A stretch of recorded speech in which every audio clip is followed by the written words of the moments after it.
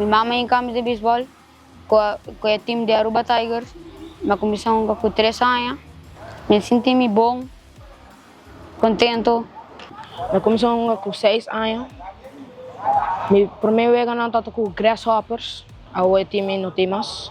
Depois me Bean Stars, de 7-8. Minha tata, dia onde era chiquito, minha tata mostrou meu portrait de jogando beisebol na Holanda. E me disse que a minha pura esporte aqui. E ela iba me training, até agora me está jogando beisebol. Me representa Aruba de 9-10, mas vai Porto Rico. De seleção nacional, mas vai Corsou. E aqui, me está vai do esporte.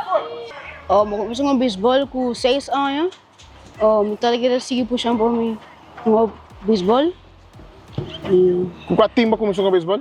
Red Machine. Meu missão é bom, eu vou ganhar a candela. Não sei se é ready para ganhar. Para mim, eu vou ganhar tata. Sim, não é um tique duro, mas nós aqui puxa para nós ganhar. Eu me senti happy, excited, quando nós para ganhar de 2 viagens, atrás de outro, quando nós vai no Wellness Sport. Sabe que de 2 viagens que representar Aruba de Wellness Sport? Não, aí passa, mas cai reserva de seleção, e aí que sim, mas cai dentro para nós vai. E a Orbo não ganha, tem o mais unido, quando o ainda apoia, quando eu desfoca de eu para não quando a bainha começa a chorar, quando feliz quando a vai para me viajar. Se está começando meu futuro, me dá bem bom, se me vai bom na Wellness Sport, portanto me dá firma. Me senti happy, excited, um tique nervioso, porque tem full mundo também, Wagnos, ESPN, na Wellness Sport mesmo também tem happy gente, pero por de resto, está excited para have fun.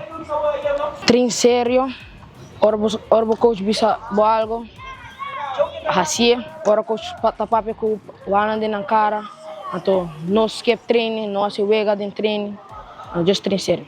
Começou trein bom meta. Eu abrigo de treino o duro. Ela se ama com minha mente me está claro. Então, mas tem coração grande.